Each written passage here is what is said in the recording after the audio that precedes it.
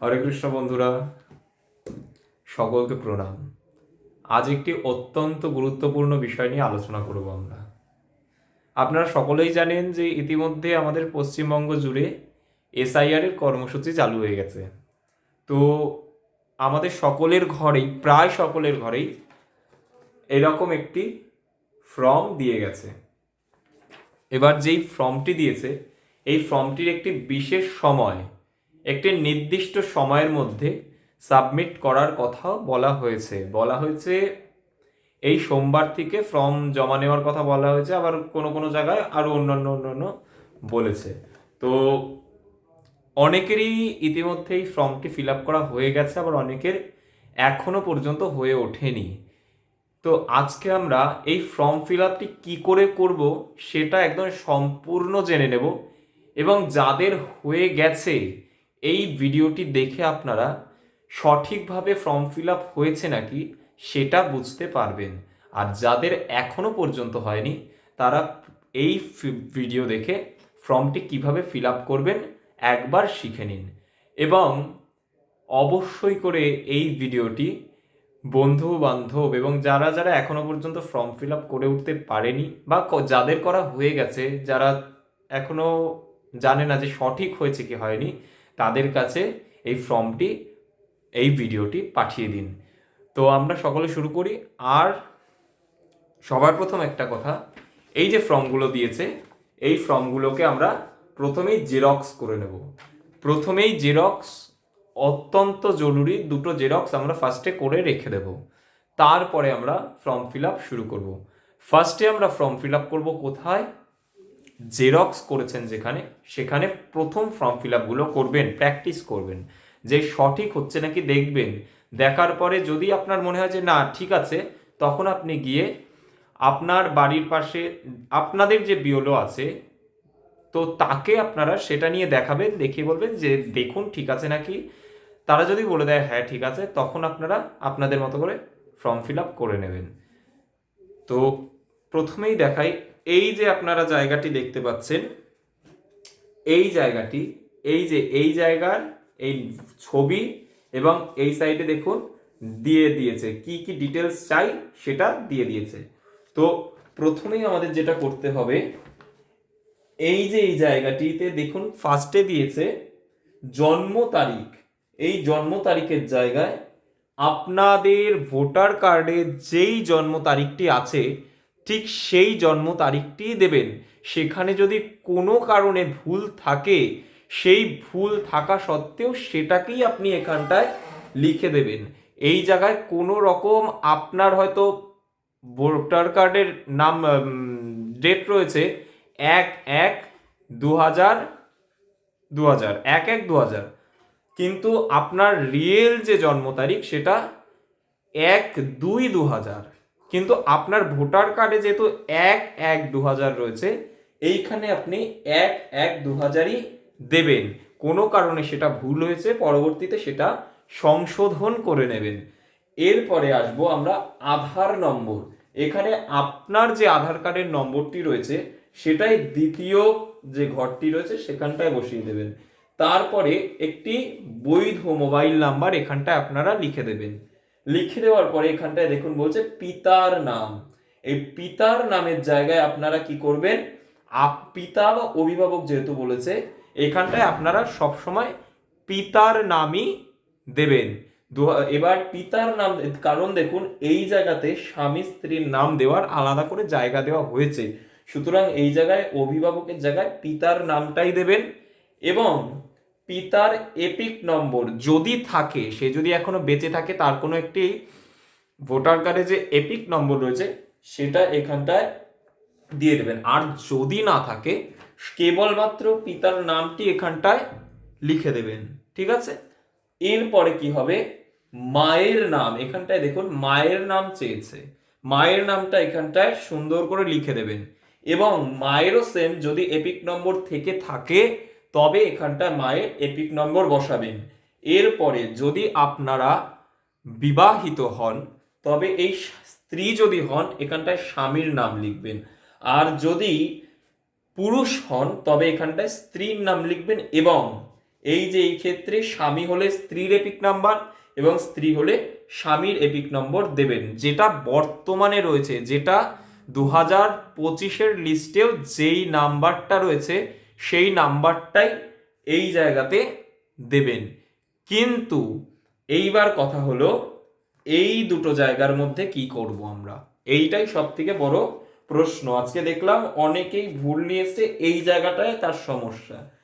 তো সবার প্রথম বুঝে নিন, এই যে লেখাটি আছে, এই লেখাটির নিচে যে ঘরটি আপনার রয়েছে, লেখার নিচের যে ঘরটি রয়েছে, এই ঘরে আপনি কি করবেন, যদি আপনার 2002-এ ভোটার লিস্টে নাম থেকে থাকে তো আপনি এই ওপরের যে লেখা জায়গা রয়েছে তার নিচে যে লেখা জায়গাটি রয়েছে সেই জায়গায় ফর্ম ফিল আপ করবেন। যদি আপনার নিজের নাম 2002-এর ভোটার লিস্টে থেকে থাকে, কি করবেন, নির্বাচকের নাম মানে আপনার নামটি এখানটায় বসিয়ে দেবেন। তার নিচে দেওয়া হয়েছে এপিক নম্বর, 2002-এর ভোটার লিস্টে আপনার যেই এপিক নম্বরটি ছিল, এই যে এপিক নম্বরের জায়গা দিয়েছে এখানটায় সুন্দর করে 2002-এর ভোটার লিস্টের এপিক নম্বরটাই অবশ্যই করে দেবেন। এর নিচে দেওয়া হয়েছে আত্মীয়ের নাম, 2002-এর ভোটার লিস্টে আপনার সাথে আপনার যদি স্বামীর নাম থাকে তবে এখানটায় স্বামীর নাম ভরবেন, কিন্তু অধিকাংশ ক্ষেত্রেই এখানটায় পিতার নাম থাকে, সুতরাং এই জায়গায় পিতার নাম ভরবেন। যার যেটা আছে ভালো করে যাচাই করে দেখে এই যে আত্মীয়র নাম এখানটায় সেটা ফিল আপ করে দেবেন। এবং তারপরে সম্পর্কের জায়গায় যদি আপনার বাবার নাম এইখানটায় লেখেন আত্মীয়ের নামের জায়গায়, সেখানটায় এখানটায় সম্পর্কে আপনি ফাদার লিখবেন, আর যদি বাংলায় লেখেন তো বাবাই লিখবেন, পিতা লিখবেন। এবং যদি এখানটায় স্বামীর নাম থেকে থাকে তখন বললে এখানে হাজবেন্ড অথবা স্বামী লিখে দেবেন। এর নিচে আপনার জেলা দেবেন, আপনি যেই জেলার, নদিয়া হন, উত্তর 24 পরগনা হন, সাউথ 24 পরগনা হন, আরো বিভিন্ন বিভিন্ন যে সকল জেলা আছে সেইখানে হলে জেলার নামটা এখানে দেবেন। রাজ্যের নামটা কি করবেন, ওয়েস্ট বেঙ্গল আপনারা সকলে জানেন রাজ্যের নাম। এইবার বিধানসভা ক্ষেত্রের নাম, অনেক ক্ষেত্রে দেখা যায় যে 2002-এ যেই বিধানসভা ছিল 2024-এ এসে সেই বিধানসভাটি আর আলাদা হয়ে গেছে। মানে ধরুন কোনো সময় 2002-এ অশোকনগর বিধানসভা ছিল, কিন্তু 2024-এ এসে দেখা যাচ্ছে 2002-এ অশোকনগর বিধানসভায় যে কিছু অংশ, কিছু জায়গা এখন আবার হাবড়ার মধ্যে পড়ে গেছে। সুতরাং এই জায়গাটায় কিন্তু আপনি যেহেতু 2002-এ অশোকনগরেই ওই বিধানসভার, অশোকনগর বিধানসভার মধ্যেই আপনার জায়গাটি ছিল, আপনার বুথটি অশোকনগর বিধানসভার মধ্যেই ছিল, সুতরাং আপনি এই জায়গায় অশোকনগর বিধানসভাই দেবেন। এখন সেটা হাবড়া হতে পারে, কিন্তু 2002-এরটাই আপনাকে এখানে ফিল আপ করে দিতে হবে। এরপরে চলে আসছে বিধানসভা ক্ষেত্রের নম্বর।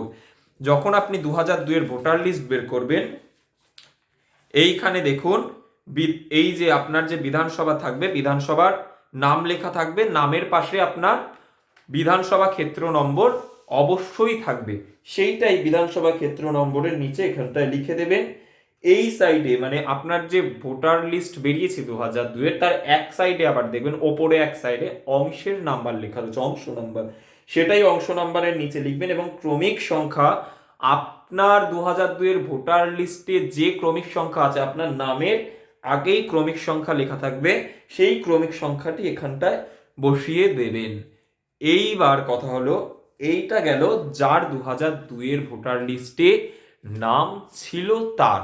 এবার যার 2002-এ ভোটার লিস্টে নাম নেই, যার পিতার নাম দিয়ে করতে হবে অথবা মাতার নাম দিয়ে করতে হবে অথবা ঠাকুরদার নাম দিয়ে করতে হবে, সে কি করবে, সে এই সাইডের জায়গাটি সম্পূর্ণ ফাঁকা রেখে এই সাইডে চলে যাবে। এই ফাঁকা যে ব্ল্যাঙ্ক যে কোপগুলো আছে তার নিচে দেখুন এখানটা দিয়েছে আত্মীয়ের বিবরণ, যার নাম পূর্ববর্তী কলামে সর্বশেষ এসআইআর-এ দেওয়া আছে। মানে 2000-এ যার নাম আছে, আপনার তো নেই, তাহলে আপনার পিতার আছে বা আপনার মাতার আছে বা আপনার ঠাকুরদার আছে, সে কি করবেন, এই জায়গায় যদি পিতার নাম দিয়ে করেন তাহলে এখানটায় নামের জায়গায় বাবার নামটি লিখবেন, যা 2002-এ যেই নামটি ছিল সেটা। এবার তার এপিক নম্বর 2002-এর যে ভোটার লিস্ট তাতে যেই এপিক নাম্বারটি ছিল সেটাই এখানটায় দিয়ে দেবেন। এরপরে 2002-এর ভোটার লিস্টে আপনার বাবার পাশে যদি আপনার বাবার পিতা যে মানে আপনার ঠাকুরদার নাম থাকে, আত্মীয়ের নামে সেই নামটাই দেবেন, সেই পিতার নামই বিশেষ করে সব ক্ষেত্রে আছে, সব ক্ষেত্রে পিতার নামটাই ওখানে থাকবে, আপনারা তাও একবার যাচাই করে নেবেন। এবং তারপরে কি করবেন, সম্পর্কের জায়গায় ফাদার বা পিতা লিখে দেবেন। এবং এবার জেলার নাম যদি নর্থ চব্বিশ পরগনা, নর্থ চব্বিশ পরগনা, যদি আপনার সাউথ চব্বিশ পরগনা তো সাউথ চব্বিশ পরগনা, যদি হয় নদিয়া তো নদিয়া, যদি হয় পূর্ব মেদিনীপুর, পশ্চিম মেদিনীপুর, যা হবে জেলার জায়গায় সেটা লিখবেন।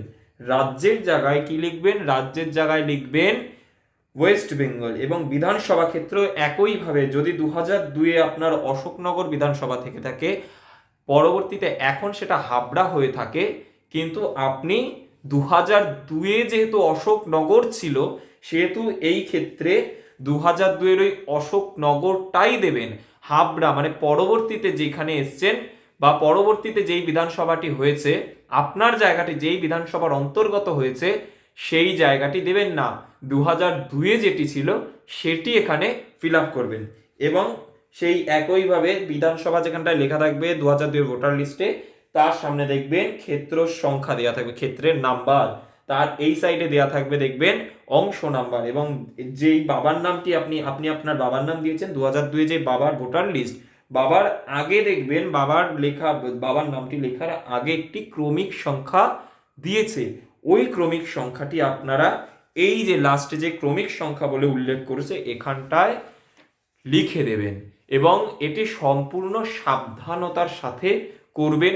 আর যদি কোনো সমস্যা, আপনারা প্রথমেই কি করবেন, দুটো করে প্রতিটা ফর্ম দুটো করে জেরক্স করে নেবেন, ঠিক আছে? জেরক্সে ফার্স্টে আপনারা এগুলো লিখবেন, লিখে দেখবেন সব কিছু ঠিক লিখেছি নাকি, তারপরে গিয়ে আপনারা যে রিয়েল ফর্ম সেই ফর্মে গিয়ে আপনারা সুন্দর করে ফিল আপ করে দেবেন। এবং সব শেষে এসে এই যে দেখুন, নির্বাচক বা পরিবারের যে কোনো সাবালক সদস্যের স্বাক্ষর, বাম হাতের বৃদ্ধাঙ্গুলের ছাপ, আত্মীয়তার ধারণ উল্লেখ করুন তারিখ সহ, অর্থাৎ এইখানটায় যার ফর্মটি ফিল আপ করেছেন তার নাম সই লাগবে। এবং সে যদি কোনো কারণে বাড়িতে না থেকে থাকে তাহলে তার পরিবারের কোনো সাবালক, তার মা হতে পারে, তার বাবা হতে পারে, তাদের একটি স্বাক্ষর দিয়ে দেবেন। এবং ব্র্যাকেটের মধ্যে সে মা লিখলো কি বাবা লিখে দিল সেইটি, বা পিতা মাতা মানে মাদার বা ফাদার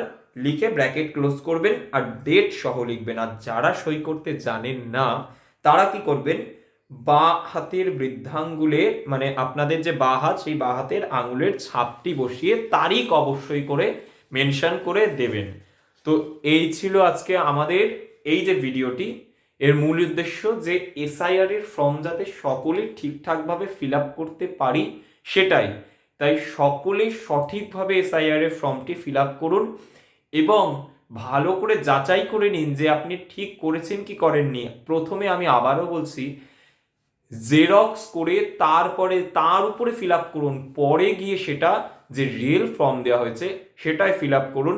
এবং আপনাদের যদি কোনো জায়গায় বুঝতে প্রবলেম হয় আমাকে এই ভিডিওর কমেন্ট সেকশনে কমেন্ট করে জানান। এবং যদি মনে হয় যে আপনাদের কোনো উপকারে ভিডিওটি লেগেছে তাহলে অবশ্যই একটি লাইক করবেন এবং আমাকে একটা ফলো করে দিয়ে যাবেন। এবং বন্ধুদের মধ্যে এটা অবশ্যই করে শেয়ার করে দিন যাতে কারুর কোনো রকম ভুল না হয়।